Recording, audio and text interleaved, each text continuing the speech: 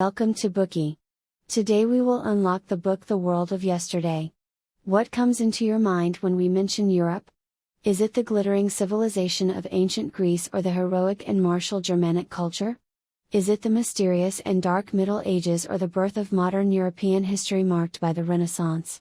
Or is it the aesthetic charm of an ancient cathedral, an elegant and solemn classical symphony, or a vivid sculpture? Regardless of how you view it, the history of European culture has always been illuminated by unparalleled human achievements. However, twice in the last century, these mortal glories also suffered their most severe tests and the cruelest destruction. We are sure you already thought of the two world wars that threatened to wipe out all of Europe. Today we may understand the war's causes, the decisive points, and the outcomes, but we can hardly truly revisit those dark days by just considering their event logs. However, through the eyes of a literary giant who witnessed that era and its disasters, the book The World of Yesterday may help us go back in time and experience those years of enlightenment and dark despair. The World of Yesterday is a posthumous work of the famous Austrian writer Stefan Zweig. After the rise of fascism, he was forced into exile and lived away from his home nation until his death.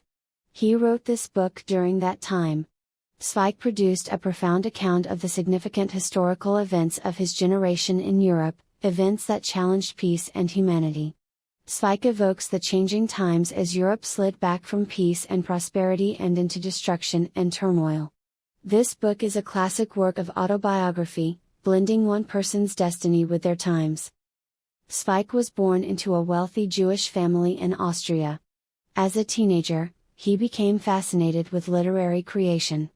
He traveled the world and met luminaries such as Roman Rolland, Sigmund Freud, and many other personages. These figures had a great influence on him. As a prominent pacifist during the First World War, Zweig was devoted to anti-war movements. When the Nazis came to power in 1934, as a Jew, he was forced into exile. In exile, he wrote this autobiography. It bears witness to the end of the Golden Age.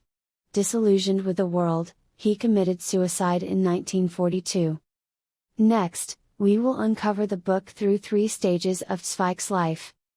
Part 1, his carefree teenage years and his pursuit of literature and art.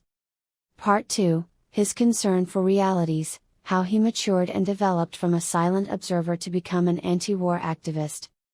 Part 3, his forced exile at the peak of his literary career due to Nazi persecutions. Part 1, Carefree Teenage Years and the Pursuit of Literature and Art. The Golden Age of Security was how Zweig described the period in which he grew up before the First World War. He was born in Vienna, Austria in 1881, a time of peace and prosperity for that nation. No one expected outbreaks of violence, such as war and revolution.